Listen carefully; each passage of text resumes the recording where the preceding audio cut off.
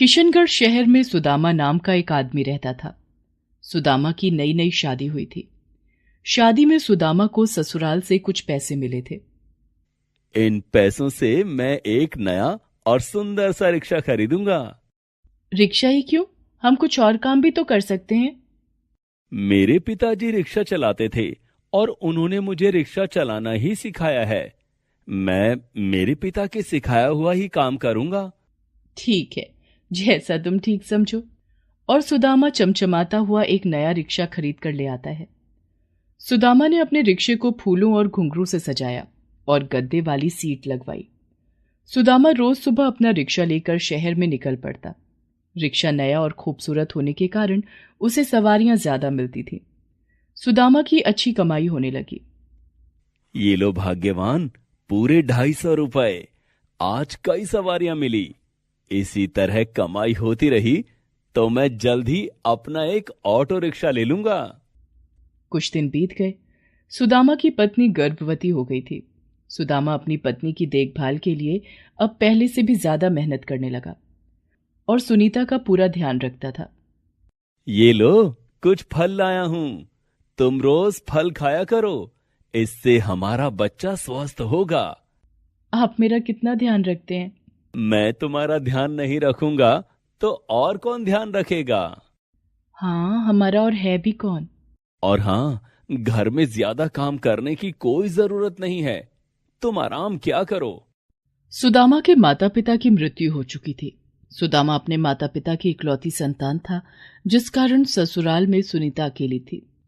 दिन बीत रहे थे और सुनीता का गर्भ धीरे धीरे 9वें महीने में पहुंच गया था। तुम तो रोज रिक्शा लेकर निकल जाते हो। अगर मुझे कुछ हो गया तो कोई देखने वाला भी नहीं है। तुम चिंता मत करो, तुम्हें कुछ नहीं होगा। मैं अब शाम को घर जल्दी आया करूंगा। इतना कहकर सुदामा रोज की तरह सुबह रिक्शा लेकर निकल पड़ता है। सड़क के किनारे खड़ा होकर सुदामा सवारियों का इंतजार कर रहा था। तभी उसे एक सवारी मिली, एक काला सा आदमी जिसने बहुत अजीब से कपड़े पहन रखे थे। उसने सुदामा को रोका और उसके रिक्शे पर बैठ गया। उस आदमी के हाथ में एक गदा भी थी। ये दूसरे ग्रह से आया है क्या? कैसे कपड़े पहन रखे हैं? या फिर कोई बहरूपिया होगा। कहां जाना है साहब? यमलोक जाना है। क्या क्या मतलब? मैं यमराज हूं और तुम्हें लेने आया हूं। तुम्हें अभी मेरे साथ यमलोक चलना होगा। सुदामा रिक्शा रोक देता है और हाथ जोड़कर यमराज के सामने खड़ा हो जाता है। ऐसा मत कीजिए प्रभु, मुझे अभी मत मारिए। मेरी पत्नी गर्भवती है। कुछ ही दिनों में वो मेरे बच्चे को जन्म देने वाली है। उसका ख्याल कौन रखेगा? लेकिन तुम्हारा वक्त आ गया है। पृथ्वी लोक पर तुम्हारा और तुम्हारी पत्नी का साथ यहीं तक था। अब तुम्हें मेरे साथ चलना ही होगा। सुदामा सड़क पर खड़े होकर यमराज के सामने रोने गिड़गिड़ाने लगता है और तभी एक तेज रफ्तार ट्रक आकर उसे कुचलकर चली जाती है और सुदामा की मौत हो जाती है। सुदामा अब भी यमराज के सामने अपनी जान की भीख मांग रहा होता है। दया करे यमराज जी। अब कुछ नहीं हो सकता। तुम्हें मेरे साथ चलना ही होगा। यमराज सड़क पर सुदामा की लाश की ओर इशारा करते हैं। सुदामा देखता है कि सड़क पर घायल अवस्था में उसकी लाश पड़ी हुई है। ये देखकर सुदामा जोर जोर से रोने लगता है। अब तो तुम्हें मेरे साथ चलना पड़ेगा। ठीक है, मैं चलने के लिए तैयार हूँ, लेकिन यमलोक जाने से पहले मैं एक बार अपनी पत्नी को देखना चाहता हूँ। ठीक है। सुदामा यमराज के साथ अपने घर पहुंचता है। वो देखता है कि उसकी पत्नी सुनीता बिस्तर पर बैठकर अपने गर्भ में पल रहे शिशु से कुछ बातें कर रही थी। तुम्हें आम बहुत पसंद है ना? तुम्हारे पापा आज तुम्हारे लिए आम लेकर आएंगे, तब जी भर के खा लेना। शिशु से बातें करते हुए सुनीता बहुत खुश थी और हंस रही थी। और क्या क्या पसंद है तुम्हें? मैं वो सब कह दूंगी तुम्हारे पापा से, वो ले आएंगे।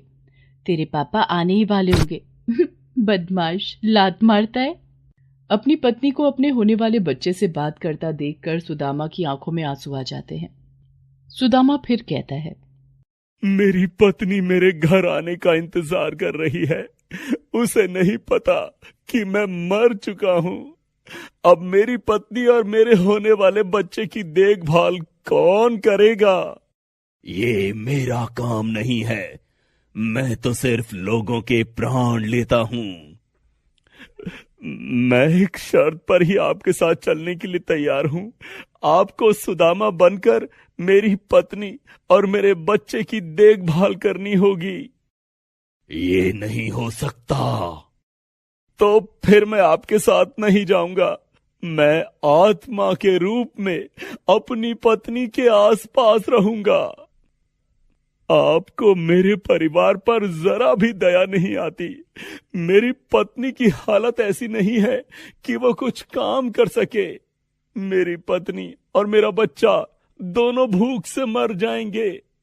आप मेरे प्राण लेने आए थे, लेकिन कुछ दिन बाद आपको मेरी पत्नी और मेरे बच्चे के प्राण अपने आप ही मिल जाएंगे, जब वे भूख से तड़प तड़प कर मर जाएंगे।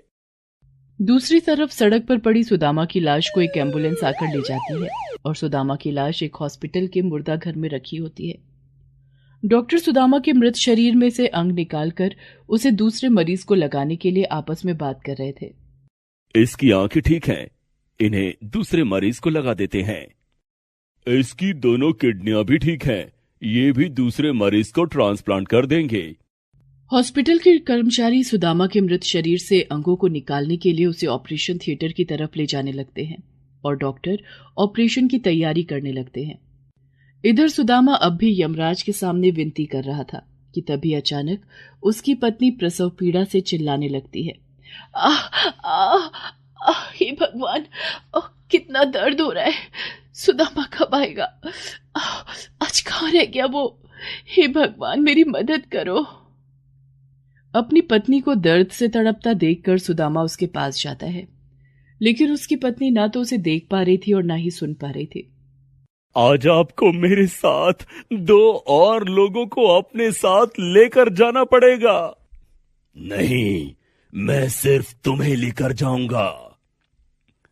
लेकिन अगर सही समय पर सुनीता को हॉस्पिटल नहीं पहुंचाया गया तो जच्चा और बच्चा दोनों की मौत हो सकती है।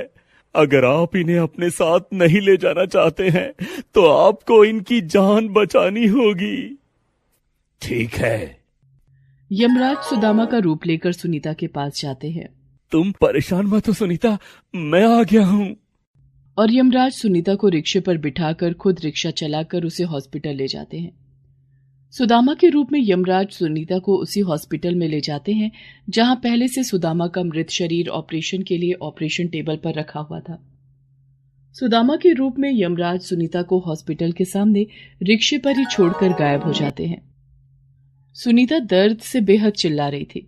आह आह आह। सुनीता की बुरी हालत को देखकर हॉस्पिटल की नर्स उसकी डिलीवरी के लिए जल्दी से डॉक्टर को बुलाती है और सुनीता के ऑपरेशन के लिए नर्स उसे ऑपरेशन थिएटर में ले जाती है। एक तरफ डॉक्टर सुदामा के मृत शरीर के ऑपरेशन की तैयारी कर रहे थे तो दूसरी तरफ डॉक्टर सुनीता की डिलीवरी की तैयारी कर रहे थे। सुदामा फिर यमराज से कहता है, मेरा बच्चा मेरा चेहरा भी नहीं देख पाएगा। मेरी पत्नी मेरी मौत का सदमा कैसे बर्दाश्त कर पाएगी? मुझे इस बात से कोई मतलब नहीं है। मैं तुझे लेने आया हूं और तुझे लेकर ही जाऊंगा। तो फिर एक शर्त है। कैसी शर्त? अगर मेरी पत्नी को लड़का हुआ तो आप मेरी आत्मा को मेरे बेटे के शरीर में डाल देना। इस तरह से मैं बेटा बनकर अपनी पत्नी के पास भी रहूंगा। ठीक है, मुझे मंजूर है। इधर डॉक्टर सुदामा के मृत शरीर का ऑपरेशन करके उसके अंग निकाल देते हैं और दूसरे मरीज को लगाने की तैयारी करते हैं। उधर सुदामा की पत्नी सुनीता एक बहुत ही सुंदर बेटे को जन्म देती है। शर्त के मुताबिक यमराज सुनीता के बेटे के शरीर में सुदामा की आत्मा डाल देते हैं और यमलोक चले जाते हैं। बेटे के जन्म के बाद सुनीता बच्चे को लेकर घर आ जाती है। सुदामा के लौट के नहीं आने का दुख उसे बेहद सता रहा था, तभी सुनीता का पड़ोसी आकर उसे बताता है कि सड़क दुर्घटना में सुदामा की मौत हो गई है। सुदामा की मौत की खबर सुनकर सुनीता पर जैसे दुखों का पहाड़ टूट पड़ता है। रोती बिलखती सुनीता अपने मायके चली जाती है और अपने माता पिता के साथ रहने लगती है। मायके में ही सुनीता अपने बच्चे का पालन पोषण करती है। Please subscribe this channel.